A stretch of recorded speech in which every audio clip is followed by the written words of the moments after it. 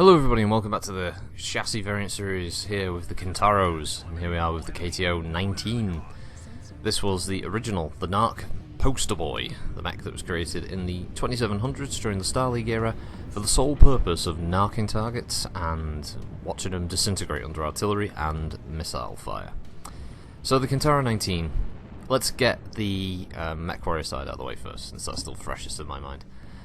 A lot of people turn this into an LRM-5 carrier, and in the role it does an exceedingly good job, like Mr. Kipling's cakes.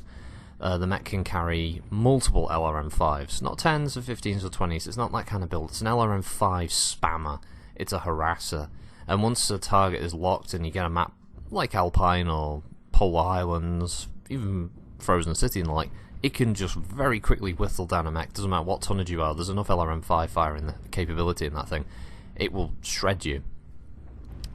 The key reason for this is that it's got a lot of LRM-5 hardpoints spread across the mech, which means even if it does get a torso blown off, it can still continue its role, which is highly desirable for anyone who wants a fast-moving LRM carrier, because you can stick a decent-sized XL engine in this thing and still have plenty of room for ammunition for your LRM-5s, and even a couple of backup weapons, like medium lasers and the such.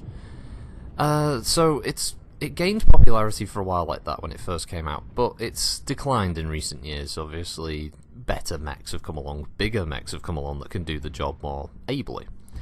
However, if you haven't tried the Kintaro, it's different. It's certainly worth a go. Personally, I prefer the Kintaro in its sort of close range build. I like the SRM capacity, the ability to charge in and just deliver a huge punch of damage from a stock perspective and then moving out.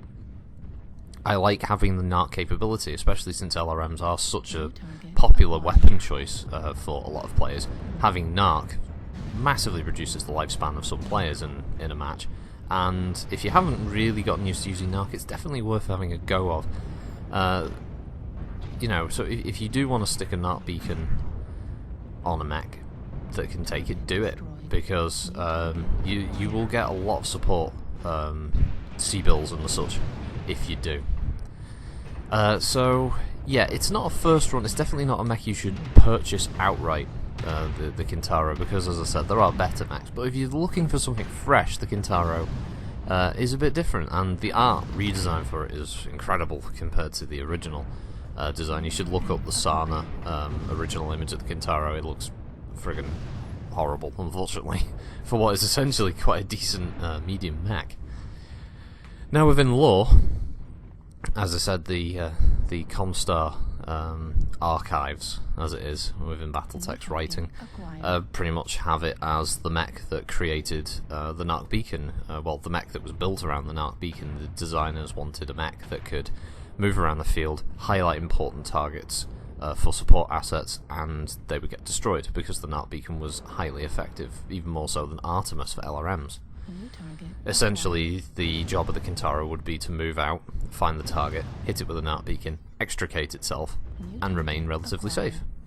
Problem was, the designers didn't really give it a big enough engine to do that, nor did they decide that jump jets were an important part of a mech that would need this kind of maneuverability. As such, it wasn't particularly fast, nor could it jump out of the way. Pilots quickly realised that they had to be far more canny when they were using this weapon, because they could very quickly find themselves in a dangerous situation. The range on the NARC beacon isn't very big either, only about 600 odd meters, which meant pilots had to get relatively close to the targets before the NARC beacon even became a thing. Lostech brought this back, but after a while in the Succession Wars, many of them were destroyed.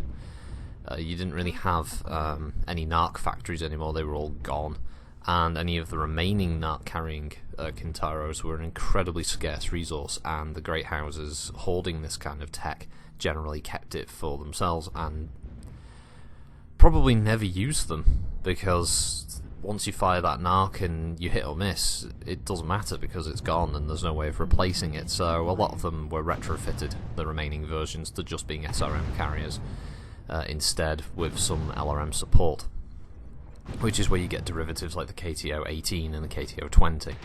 Comstar had a few working examples, but even they didn't want to use them because they didn't have the capability of producing any NARC beacons either.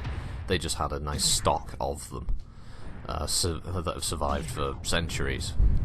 They even gave a bunch of Kintaros to the Curetans as part of Operation Rosebud, which was part of their ability to make sure that the Combine was intact in preparation for the arrival of the clans, the Comstar already knowing about them being on their way. So, yeah, it's an interesting little mech. There's a nice little bit of history there, and I like the fact that it was actually the mech that brought in a piece of tech.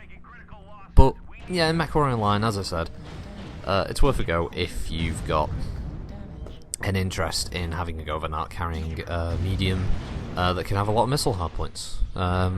So, yeah, thanks for watching, everybody. I hope you enjoy this, and I will see you next time. Critical Rocket, signing out.